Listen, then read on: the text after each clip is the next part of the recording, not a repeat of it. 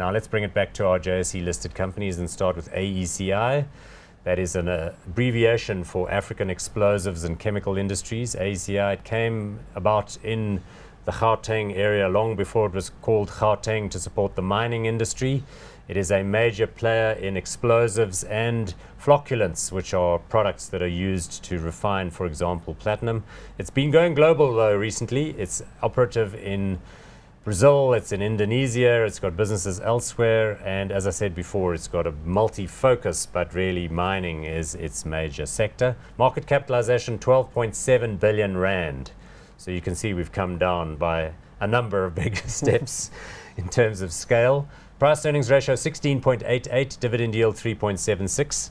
It's kind of put its new colors out there and done a bit of marketing and a bit of globalizing, but it has been quite a rough and difficult market for them to navigate with their customers battling a bit. It has been a really difficult last 2 years. I mean, we've seen mining activity, mining volumes being very depressed.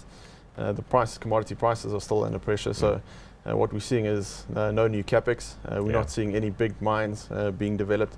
And this, of course, creates very little demand for both explosives as well as those chemicals that they use in the production. Because the kind of explosives that they specialized in were the hard rock, deep level mines that were obviously characteristic of the Wits Reef, not the open cast, low level explosives that other players developed. And that's of course only going to happen to the extent that your commodity prices can support it. Yeah, so very exposed to the gold price as well as the platinum. I mean, those are the producers that really dig deep. And then of course they're also exposed to the agricultural sector. Yes. So of course with the worst drought that we've had in 100 years, that's had a big impact on the agricultural. After some better years in priors.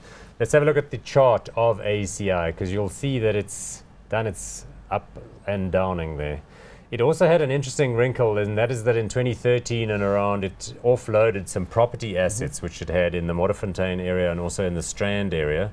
So that's respectively around plants that they had that they didn't need anymore because they were doing some of the more dangerous explosive manufacturing plants elsewhere and so on.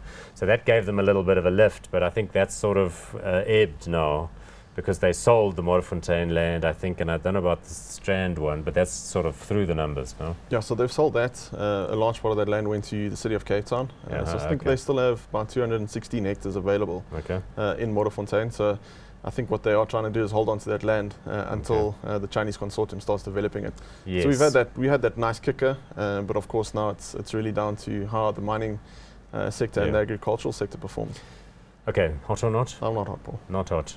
Still a battle. Although the internationalization opportunities do give us the opportunity for something fresh. I'm not entirely sure what they're doing in Indonesia and these other places, just trying to find new customers for their mining products. Sure, I'm just concerned about the mining outlook. And the platinum industry isn't dead, so that whole flocculant thing is still going to be fine, but it's a question of scale relative to expectations. Okay, not hot on that. We've got a lot of stocks to get through, so we better get accelerating here.